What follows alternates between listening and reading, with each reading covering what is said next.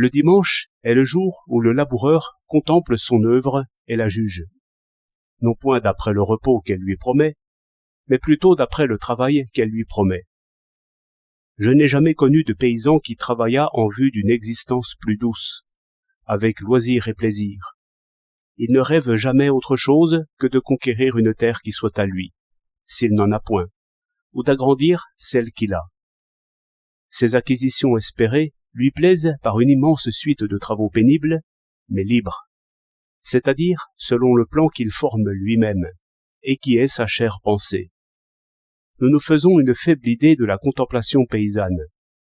Les couleurs des champs en toute saison rappellent l'ordre des cultures. Il n'est point de bouquet d'arbres, ni de touffe d'herbe, qui n'ait un sens, une histoire et une destination. L'œil saisit l'effet des dernières pluies et des eaux souterraines.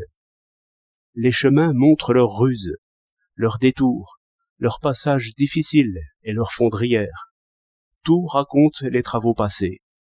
Tout appelle des travaux. L'hiver même est trop court. Déjà, à l'automne, le printemps est en vue, avec son cortège d'herbes folles. Le temps manque déjà. Le temps manque toujours pour vaincre la nature indisciplinée. Les caprices du ciel viennent troubler ce beau jeu, mais la pluie ou la gelée conseillent d'autres travaux. Cette variété tue l'ennui.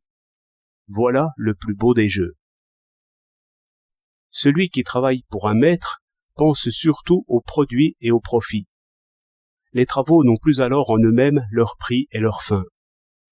Un fermier règle encore librement ses entreprises, mais il n'est pas assuré de les continuer, ni d'en voir le fruit. Le valet de ferme a une pensée encore plus réduite. Son ambition ne va pas plus loin que le tranchant de l'outil. Ou bien il pense à son jardinet, s'il en a un.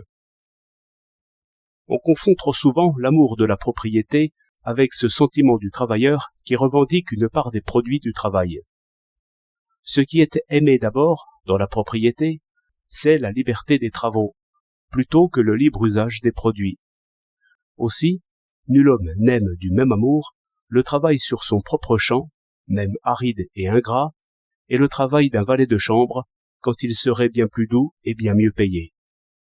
De même, il y a bien de la différence entre un paysan qui promène ses yeux sur son champ et un avare qui compte son or. Peut-être pourrait-on dire que le paysan établit sa domination sur les choses au lieu que l'avare établisse sa domination sur les hommes. La terre travaille pour le paysan pendant qu'il dort. Les hommes travaillent pour l'avare pendant qu'il veille. Ainsi, le droit de propriété est équivoque. Il recouvre deux idées antagonistes.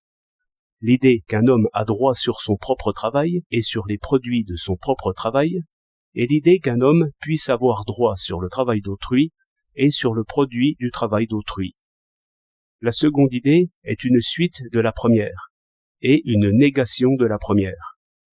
La négation suit l'idée comme son ombre. Si le laboureur prend un aide pour moissonner, il le paie le moins possible. Au nom des droits sacrés du travail, il viole les droits sacrés du travail. Ô liberté, que tu as fait d'esclaves! Et cela fait bien voir que quelques principes abstraits ne suffisent pas à régler notre difficile existence. La guerre est d'abord dans les idées, comme autrefois les querelles entre les dieux.